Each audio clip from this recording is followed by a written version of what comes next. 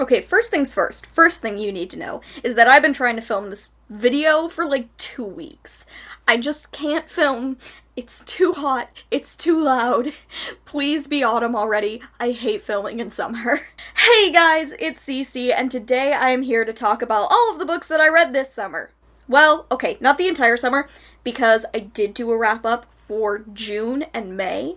If you want to go watch that, I talked about a bunch of books. Actually, every single book that I talk about in that video has a queer protagonist, so if you want to hear some reviews of a bunch of books I really liked about queer people and queer characters, you should go and watch that wrap-up.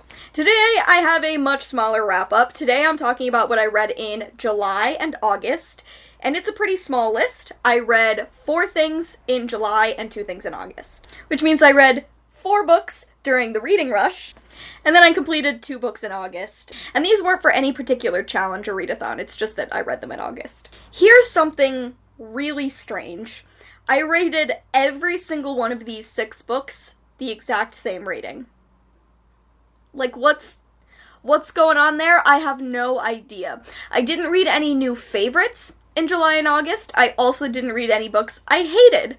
I just read 6 books that all have the same star rating. Okay, that's a lie. Bloom has a slightly lower star rating than the rest of these. So I guess I'll start out by talking about Bloom, and then I can just kind of talk about these other books in whichever order I would like to, because it doesn't matter. I'm not ranking them. I have 1 book that I enjoyed slightly less, and then 5 books that I enjoyed pretty much the same. Let's do it. Let's wrap this up. I am very ready to be done with summer. How done with summer am I, you ask? I'm drinking a pumpkin spice latte, and it's 70 degrees outside. I refuse to change my ways. Okay, first up, let's talk about Bloom by Kevin Panetta and Savanna Ganuchaeu. I talked about this in my reading rush vlog, as I did for, these other books that I read during the reading rush. So let me tell you about Bloom. Bloom is a graphic novel. It's very blue. Very blue inside and out. This is about a Greek boy named Ari who works in his parents' bakery, but he's kind of done with all of that. He really wants to distance himself from baking. He wants to move to the city with his friends who are all in a band together. He's just done with the whole bakery small town thing. And his parents just want him to stay and keep working at the bakery. But Ari keeps pushing and pushing and pushing, so he's interviewing guys to take over his role at the bakery. He's trying to find someone who can replace him so that he is free to move to the city. And that's how we meet Hector. Hector is the person who really wants to work at the bakery. He's super passionate about baking, and the more time that they spend together, the more Hector starts to have a passion for Ari and Ari's family. And this is here's the thing, it's just that this is forgettable. That's the only issue that I have with Bloom. When I originally rated it and I originally read it, I gave it 4 stars. And it's just that with time, this has been the book that I think about the least since reading it. I kind of keep forgetting that I did read it. It's got a cute romance. I love the scenes of intimacy. I love a cooking scene that also doubles as a scene about emotional connection. But ultimately, it's kind of forgettable. It's kind of been there, done that. I wound up giving this 3.5 out of 5 stars. That's what I'm going to ultimately give this. It's a cute male-male romance, very summery, very cute, but I don't know how much more there is to this, which is why it's kind of fallen down at least a tiny bit in ratings since I originally picked it up. Every single one of these other books I'm going to talk about, I gave 4 stars, so I'm not going to talk about star ratings from here on out. I don't want you guys to just have to listen to me saying the exact same thing over and over again, so let me just tell you about all of these books that I read and why I liked them and why I think you should read them, because I do think you should read all of these. I'm going to go through these chronologically. So the first thing that I read, Annihilation by Jeff Vandermeer. This is the first part of a trilogy, the Southern Reach trilogy, and it follows an expedition into this area of unknowns. There have been a ton of other expeditions that have gone into Area X. It is a weird place, and most of the expeditions have ended terribly. In this book, we're following the 12th expedition, which is entirely made up of women, and something that I think is really important to know about this going in is that it is written like a log book. We are reading from the perspective of the biologist, that's our main character, and she is writing the notes of this book as though she is writing detailed notes about her expedition. Which is why I think sometimes it can come across like super dry, but if you're willing to get past that, the weirdness and the creepiness is totally worth it in my opinion. Like, this was a really creepy book, and creepy in ways that I think are distinct from the movie. So if you watched the movie, which I highly recommend as well, and you were scared by some scenes and you don't want to like just see a rehash of the same story, they're pretty different. They have different characters, they have a different opening thing that they're exploring, and of course this does branch off into 2 more books. So the 2 words that I used to describe this book in my Reading Rush vlog were clinical and feral. I'm gonna stand by those. It's clinical because you're reading a logbook, but also this is a woman who's just like really unlikable, and she doesn't care if you like her, she's just writing scientific observations. I thought it was really original, I thought it was very unique. It creeped me out. I definitely want to read more books in the series. And if you're cool with weirdness and having distance from a main character, like being distanced emotionally from what they're experiencing, I would recommend this. Definitely a weird one, but I'm glad I read it. Next up, we have another graphic novel, and that is Are You Listening by Tillie Walden. One of my faves, Tillie Walden. This is about 2 women, one of whom is like in her late teens, one of whom is in her late 20s, and they have met each other before, and they meet up now because each of them is running away from something.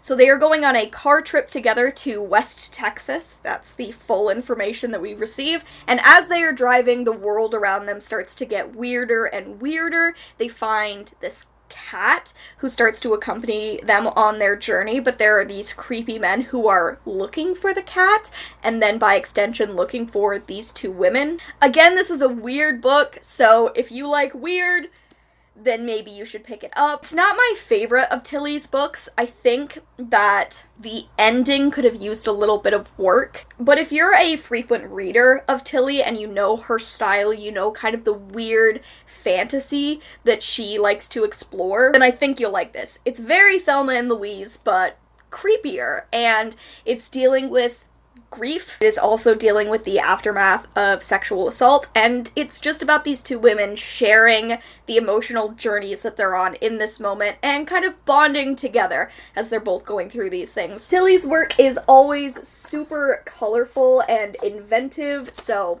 I personally... Oh, don't fall.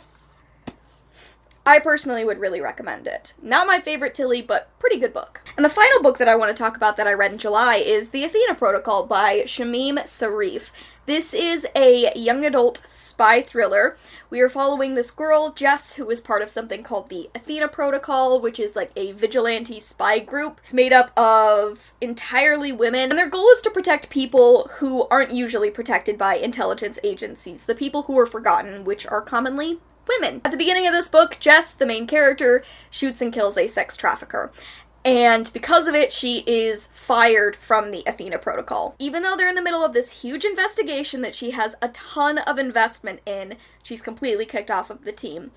I say completely, really it just seems like a couple of people didn't want her on the team and everyone else is kind of like, but we're buddies. So Jess starts to investigate what is going on apart from the rest of her team, but of course they keep crossing paths because they're in the same city and they're investigating the same person. This also has a sapphic main character. We don't ever get a word to describe her sexuality, but attracted to girls does fall under, like, the umbrella of Jess. In fact, she even does a little bit of, like, sleuthing, flirting with a girl, and it's excellent.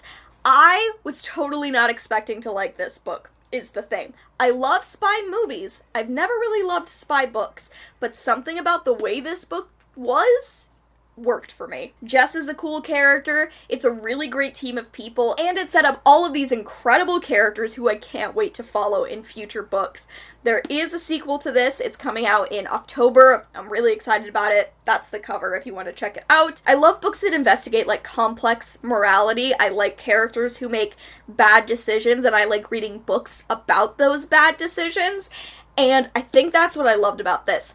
I loved the way that we explored the fact that this book starts. It's a young adult book, and it starts with the main character killing someone. And you're kind of dealing with the repercussions of that for her, whether that's in her personal life, like dealing with the fact that she's ended a life. It's also about her dealing with the fallout from her friends, from her mom, who is one of the founding members of the Athena Protocol. I thought this was a ton of fun. I really liked all of the foot soldier stuff, like solving the mystery, putting together the clues. That all worked for me super well. I liked Jess. I liked this team.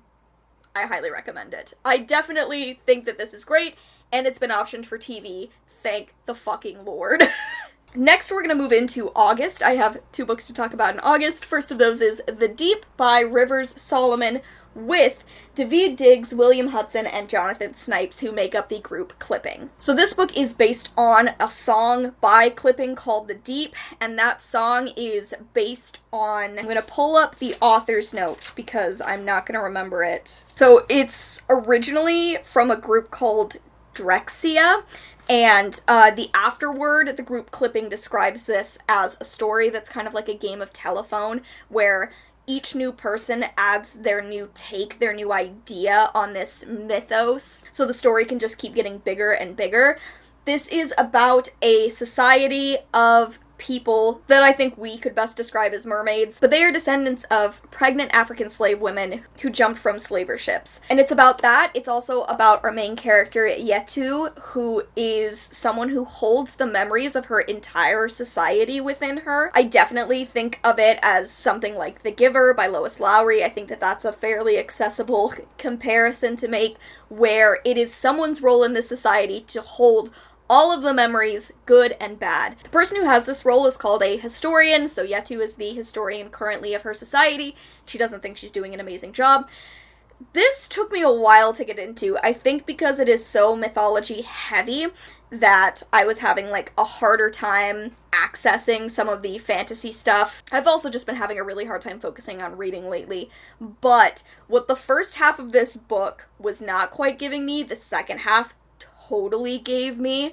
Like, the way that it explored how trauma is passed on between generations is mind-blowingly good. This is also super queer. The main character is at the very least sapphic, but there are also a variety of queer side characters, plus past mentions of polyamory, and every main character in this book, every character in this book, period, I believe is a person of color. I think that some of the fantasy stuff lost me, but I loved what this did for Yetu, for the story of these creatures living at the bottom of the sea. I loved all of that. I loved what it added to the song The Deep by Clipping, and after reading the afterword, which was absolutely incredible, I'm going to check out the group that they were inspired by in creating this story. I think that there's like a lot here. This has been a really hyped novella. It's been nominated for a bunch of awards, and all of that is definitely warranted. I'm glad that I eventually was able to get into this. I was really worried it wasn't going to be my thing, but it totally came around at the end, and as long as I allowed myself to skip around a little bit, remind myself what had happened, piece together some things, that's really what made this work for me. And finally, the last book that I'm going to talk about in this wrap-up is Cemetery Boys by Aiden Thomas. This book is out now. You can go and get it. I am so excited. I have been hyping you guys up for this book for ages, and now it's out in the world, and I can't believe it. This is a YA fantasy about a trans guy named Yadriel, and he is from a family of brewhexes. I'm pretty sure that's how you say the version of this word with an X on the end, because I remember people being delighted by the fact that when you say brewhex, it includes the word hex. Very sorry if I'm saying it incorrectly. But Yadriel is from this family, and when he came out as trans, basically his life was put on hold. His family didn't want him to do his coming-of-age ceremony, because this coming-of-age ceremony is very split by gender, and Yadriel was facing some transphobia within his family, so he decides he's going to go do his coming-of-age ceremony on his own a few years after he should have. So he goes to summon a ghost and then release it, but he never gets to the releasing part. Instead, he just summons a ghost, a guy named Julian, and now he has to help Julian kind of solve why he died, what's going on with his family, and work on releasing Julian so that Yadriel feels like he can prove himself to his family. And then this is also a male-male romance between two Latinx boys.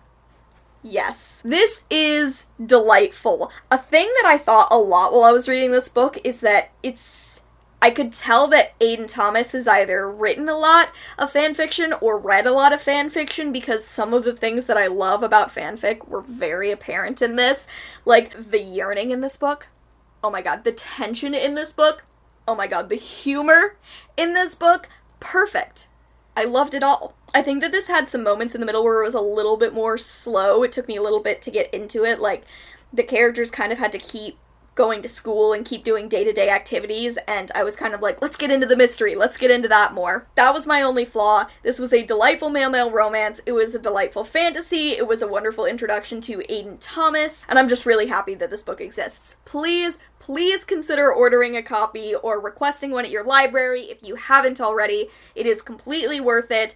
I am trying to get this book, this arc, into the hands of a Latinx reviewer. I would love to get it into the hands of a trans Latinx reviewer, so if that's you, please let me know. Send me a message on Twitter, email me, whatever, let me know. First come, first serve. I want to get this into the hands of a reviewer, and my finished copy is gonna arrive in the mail in a couple of days because I pre-ordered it. So please read this book. Totally worth your time. Delightful, funny, magical, heartwarming, excellent characters, ghosts, magic. It's all good.